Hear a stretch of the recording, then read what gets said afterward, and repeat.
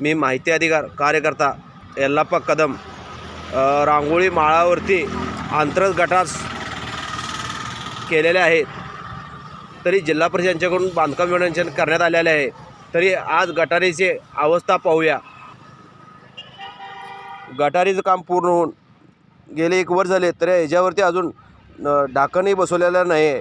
गटारचं पूर्ण बांधकाम तडा गेलेला आहे, निकृष्ट व बाद दर्जाचं काम झालेलं आहे। हे पहा, इथेही टोपण नाही। हे पहा, काम होऊन गटार किती क्रॅक गेलेले आहे, तरी हे अत्यंत गंभीर बाब आहे। तरी कॉन्ट्रॅक्टर याने हे रिपेरी करून व्यवस्थित करावे।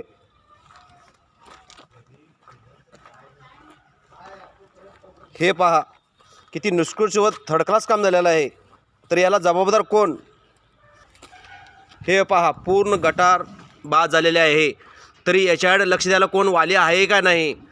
ग्रामपंचायत ह्याच्याकडे लक्ष आहे का नाही?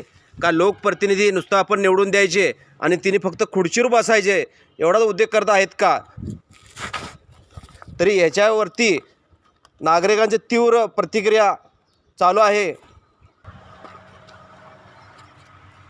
हे पहा, जेवढे गटारावरती चेंबर बांधलेले आहेत ते पूर्ण चेंबर पूर्ण क्रॅक गेलेले आहे, काम निकृष्ट दर्जा झाला आहे।